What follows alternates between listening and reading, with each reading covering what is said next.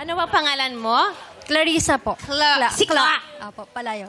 Ayan, si Hi, Mom. Cla. Si Si Cla. Mom Clang pala ito. Hi, Cla. Hello po. Ano naman ang ginagawa mo? Rescuer po sa San Juan City. Sa San Juan, anong klaseng rescuer? Sa ambulance po, medic.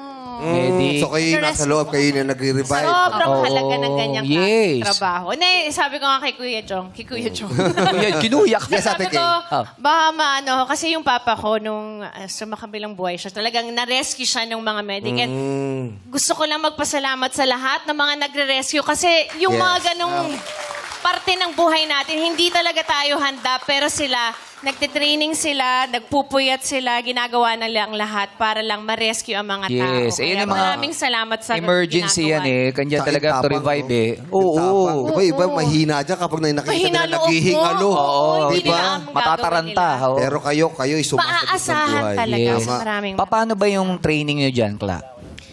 Meron pong pinoprovide yung office namin na EMT, Emergency Medical Technician course po.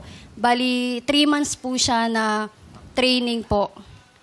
Doon po tuturuan po paano mag-CPR, paano mag-provide ng first aid, mga ganun. Parang may nakita ko sa TikTok niya, parang meron kayong dal. Parang pinapractice. Dami.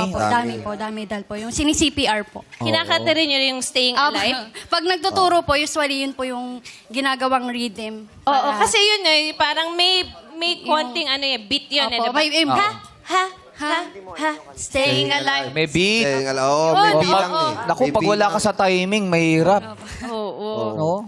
Pero paano yun? Kasi syempre, ang taas ng tensyon, di ba? Na sa pagkanta sa entablado, kinakabahan ng mga tao. Pero pag ganong sitwasyon, paano nyo tinatanggal yung kaba?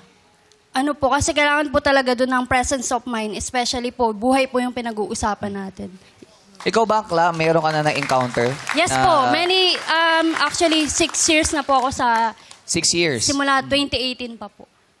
May na-encounter na kayo yung talagang nandun yung kamag-anak. Yes po, as in talagang nagpapanik po sila, gano'n. Tsaka sa'yo umaasa, yung mga kamag-anak Oo. na marirevive mo yung tao. Kasi, di ba, parang agaw buhay. Correct. Yung pagki-training nyo, talagang ano yun? Talagang diretso na 3 months o putol-putol? Straight po na treatment. Straight, no? Dire-diretso. Ngayon ba, ano pa rin yung pag-CPR mo, yung binubugahan mo gano'n? Ano po, since nagkaroon po kasi ng pandemic, hindi na po siya advisable. Meron po na bagong nilabas po ng guideline from... Mahirap naman kung naka-face mask ka. Hindi. Inaano ko lang kasi alam ko, hindi. Pag ganun ata, yung mouth Yung to CPR, mouth, oh. yung parang Ay, mouth sa to mouth.